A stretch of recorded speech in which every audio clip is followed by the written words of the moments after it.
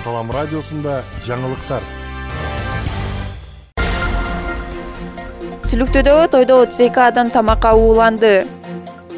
Кадамжайда жерлерди мыйзамсыз трансформациялоо фактысы аныкталды.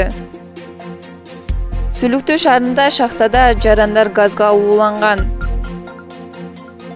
Сүлүктүү шаарында кыз узатуу учурунда 32 адам тамакка уулануу күмөнү менен ооруканага түштү. Сүлүктүү шаардык санитардык көзөмөлдөө бөлүмүнүн маалыматында 11 майга карата алардын 13-ü ооруканада жатат, 19-у үй шартында дарыланууда. Маалым болгондой, 8 майда Рахат кафесинде 180 адамдын катышуусунда кыз узатуу болгон. 10 майда санепид көзөмөлдүн кызматкерлери Рахат кафесине барып текшерүү жүргүзгөн. Анын жыйынтыгында 8 майда конокторго эти менен плов, 4 түрдүү салат, үй токоштор, таттуулар, жемиштер жана суусундуктар берилген. Пловду кафе өзү жасаган, ал эми салатты уюштуруучу тарап алып келген. Учурда текшерүү иштери жүрүп жатат. Аталган мекемеге укук бузуулар кодексине ылайык 15 000 сом өлчөмүндө айып салынды.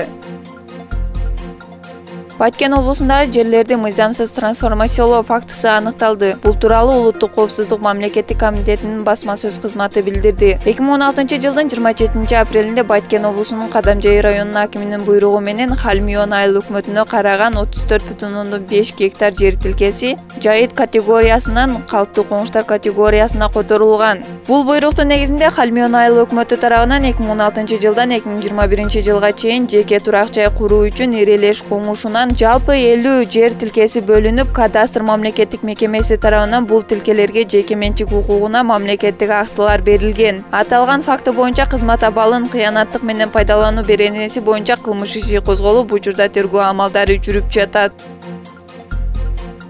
10 майда Сүлүктүү шаарында көмүр казуу учурунда 5 жаран газга ууланып, шахтанын ичинде калып калган. Бул тууралуу Өзгөчө кырдаалдар министрлигинин басма сөз кызматы кабарлады. Жерине 8 куткаруучу тартылып, жабыр тарткан жарандар тез жардам кызматына өткөрүлүп берилген. Бүгүн 11 майда эртең менен алардын абалы жакшы деп билдирди тийиштүү мекемеден.